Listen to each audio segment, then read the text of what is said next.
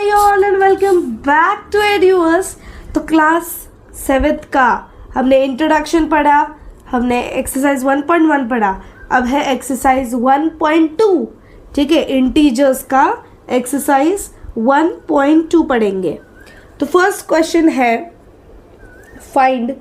तो इसके पहले ना आपको ये वाला देखना है, मल्टीप्लिकेशन वाला पार्ट पढ़ना होगा। ठीक है, ये एक्सरसाइज करने से पहले इंट्रोडक्शन पार्ट से आपको मल्टीप्लिकेशन वाला पार्ट पढ़ो और उसके बाद फिर आप ये एक्सरसाइज कर सकते हो।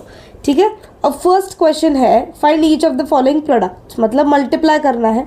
अब 3 इंटू -1 तो क्या होगा आंसर?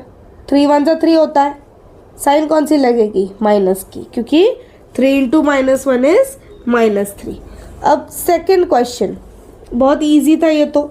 अब -1 इंटू 225, मतलब बी वाला क्या है? -1 इंटू 225।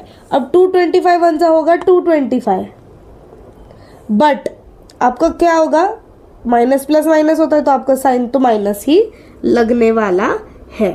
तीसरा क्वेश्चन मतलब सी क्वेश्चन क्या दिया है वो देखो, -21 इंटू -30, -21 इंटू -30। तो आप यहाँ पे जो है ना कर सकते हो। अगर मैं यहाँ पे करूँ 21 इंटू 30, 0 1 0 0 2 0 0 3 1 3 3 2 6, तो 630 आपका आंसर है। बट अभी देखो ये माइनस है, ये माइनस है, माइनस माइनस प्लस होता है, इसलिए आंसर क्या होगा आपका? आंसर होगा आपका 630, सिर्फ पॉजिटिव 630 होगा, नेगेटिव नहीं होने वाला है। अब देखेंगे डी क्वेश्चन क्या है? डी क्वेश्चन कहता है -316 इंटू -1। अब देखो ये वाला क्या आंसर होगा? अब देखो -316 है, बराबर है, -316 इंटू -1। 316 इंटू 1 क्या होता है? 316, और माइनस माइनस है इसलिए साइन पॉजिटिव ही लगेगी। साइन कौन सी लगेगी? पॉजिटिव लगेगी।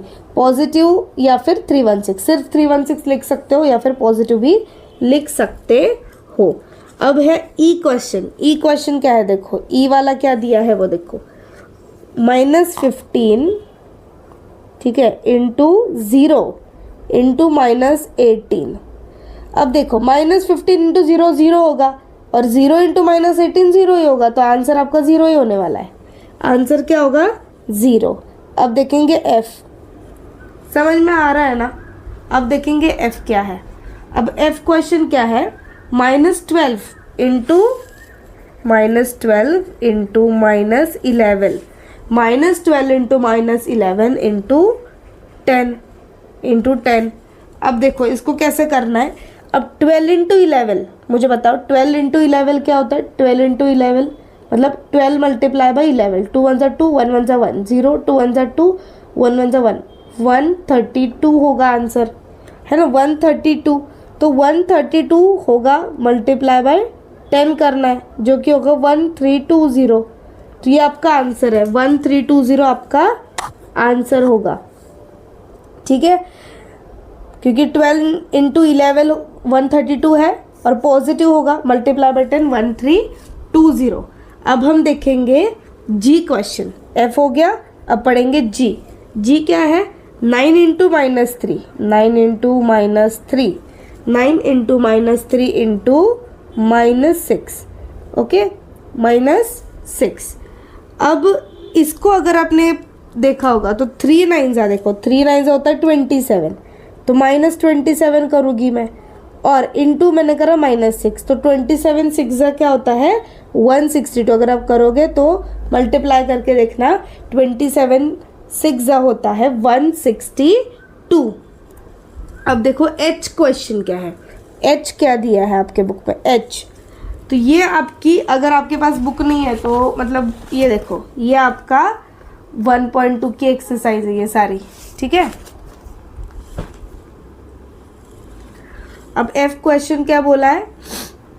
तो एच क्वेश्चन क्या कहता है कि -18 को मल्टीप्लाई करना है -5 के साथ। ये आपको बुक, अपनी टेक्स्ट बुक जो है आपके साथ रखनी है, ताकि आप इजी तरीके से देख सकते हो। ठीक है, अब देखो -18, अभी 18 इंटू 5 इंटू 4।